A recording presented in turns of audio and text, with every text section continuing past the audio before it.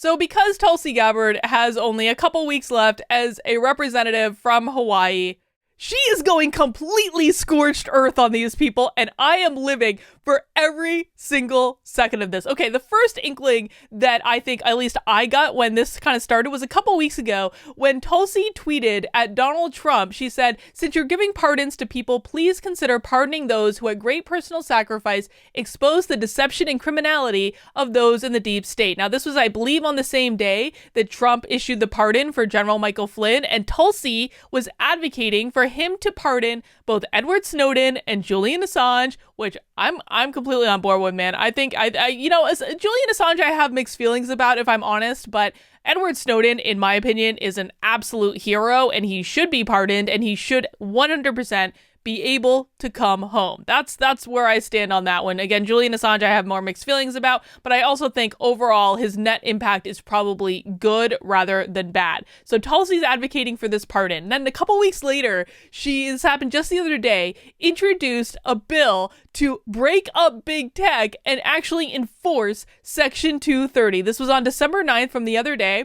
Representative Tulsi Gabbard and Representative Paul Gosar introduced H.R. 8922, the Break Up Big Tech Act of 2020, which would remove the Section 230 legal immunity shield that protects interactive computer service providers like big tech monopolies and social media companies who engage in certain manipulative practices, including acting as publishers and censoring certain users. I mean, listen, now that we know emphatically that the New York Post was absolutely correct in their reporting of Hunter Biden, I just don't know how sites like Facebook and Twitter can continue to hide behind 230 any longer. They made an editorial decision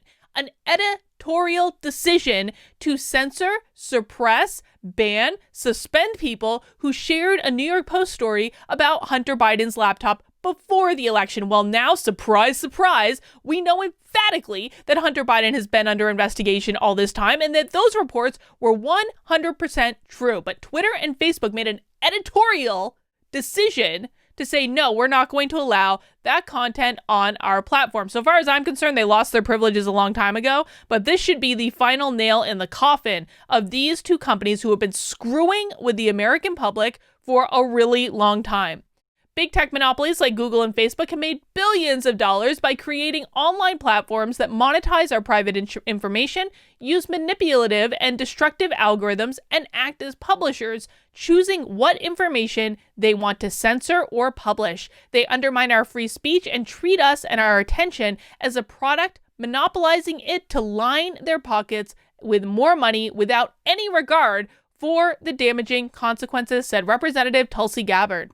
The bill removes the legal immunity that service providers have taken advantage of to act with impunity while maintaining Section 230 protections for those who provide truly neutral social media platforms or search engines without the use of manipulative algorithms. And this is something I'm completely in favor of. I'm actually not in favor of repealing Section 230. Hey, listen, if that's the way that we can get these companies to change, I mean, maybe I would go along with it. But in reality, if I had my ideal circumstance, I'm actually not in favor of repealing it. It simply needs to be enforced. It lays out pretty clearly what is allowed and what is not, and Twitter and Facebook and Google have actively ignored it for years and years and years and haven't been held accountable. Another thing that I would be in favor of is essentially making the big tech companies like utilities. A utility cannot deny someone's service. Like, big tech companies should not be allowed to ban people or suppress speech unless it is breaking the flipping law.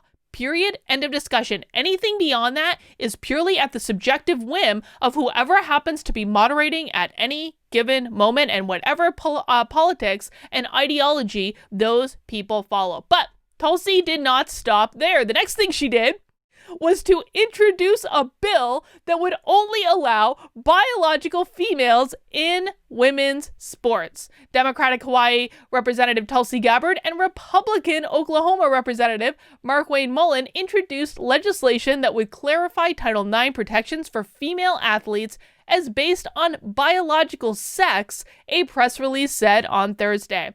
The Protect Women's Act recognizes the different abilities conferred by biological sex, the statement said. Title IX protects people from discrimination based on sex in education programs as activities that receive federal funding. Title IX was a historic provision championed by Hawaii's own Congressman Patsy Mink in order to provide equal opportunity for women and girls in high school and college sports, Gabbard said in a statement.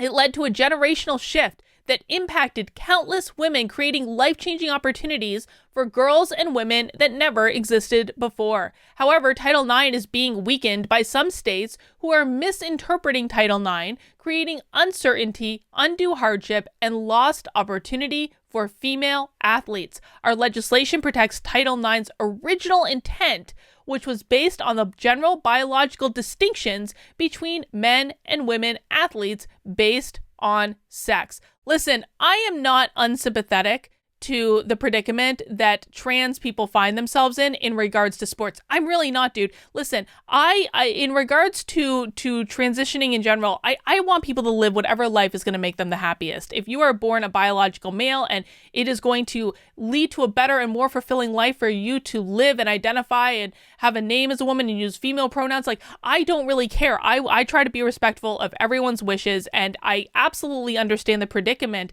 that it does not seem fair that people who are born biologically male don't really have a place to go when it comes in with sports. I completely empathize with that whole predicament. However, not everyone is meant to play sports. Dude, I couldn't be a professional athlete. Please, like that is a road that is not available to me. I didn't really play sports in high school. First, because I went to a small school and they weren't really available. Second, I really only wanted to play sports with the boys and I wasn't allowed to because I was a girl. Like, I'm not unsympathetic to the predicament. However, I also believe that there are fundamental realities that we have to face, that people who go through male puberty are built differently than people who go through female puberty. It is just what it is. There is no good solution here so far as I'm concerned, but I am much more interested in protecting the rights of all girls to be able to have a fair shot in sports that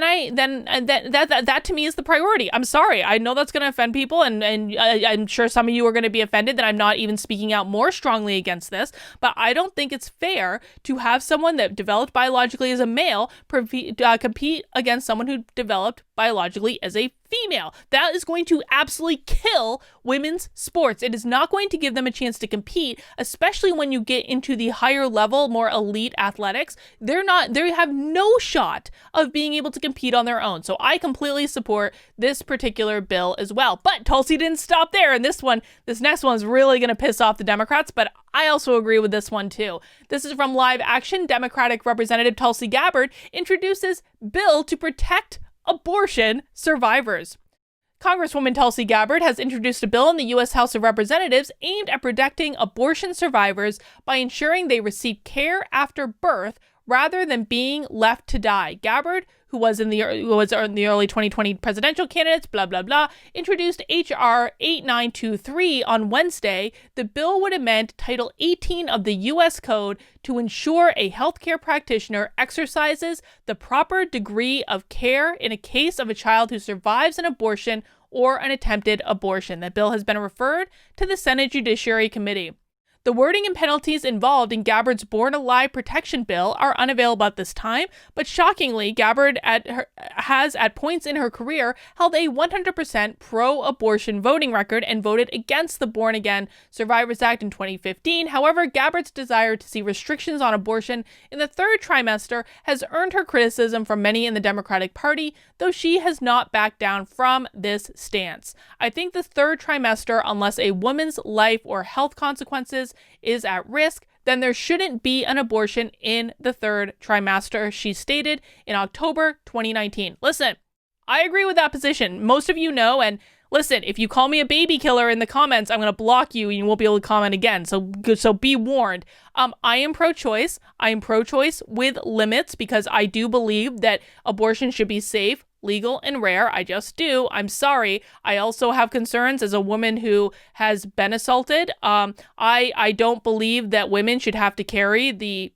baby of the person who assaults them. And guys know I don't really mean assault, but I'm not allowed to say the word that I really mean because YouTube will instantly demonetize the video. They might demonetize it anyway talking about this. Who the heck knows? But so I'm not, people like to call me pro-abortion. I'm not pro-abortion. I've never had an abortion. I don't think I ever would have an abortion. I think abortion is sad. I think abortion should be one of the toughest decisions that women ever have to make. I don't think it's something to be celebrated. These women that go around cheering their abortions and saying, oh, I've had 6 abortions, or they're using it as birth control. That to me is disgusting. And I don't think that should be the reality that we live in. And for me, this was actually shocking because, again, like you guys know, I haven't really, there were times when I wasn't really paying attention. I feel like I went to sleep in 2018 when everyone was on board with a 3-month limit on abortion, and I woke up and all of a sudden people are like abortion up until the point after birth. I don't know what the hell happened. But I will say that it was shocking to me to read that if a baby survives an abortion, the hospitals didn't give them care.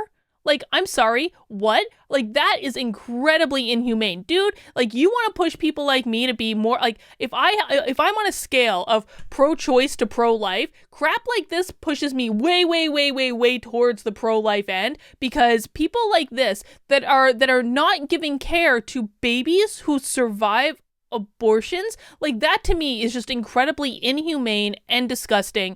And so I am completely in support of this bill. All right, so those are the 4 things that Tulsi Gabbard has done that lead me to believe that I kind of hope that we see Tulsi walking away from the Democratic Party at some point. I do. I really do. I hope we see Tulsi walking away. I hope she becomes a Republican.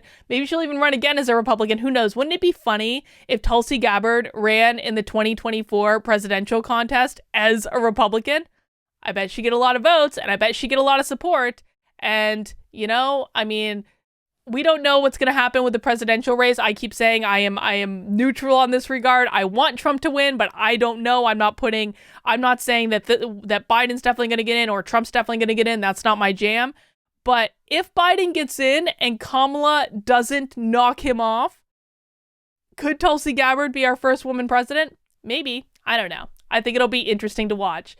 All right, guys, if you enjoyed this video, I hope you'll consider subscribing to this channel. I do daily content almost every day. Sometimes I take weekends off, but most of the time I do daily content around news, politics, culture, really anything that I find interesting. If you want to follow along, please hit that subscribe button. It's down below somewhere. If you think you're subscribed, just give it a quick double check because YouTube may have made that decision for you.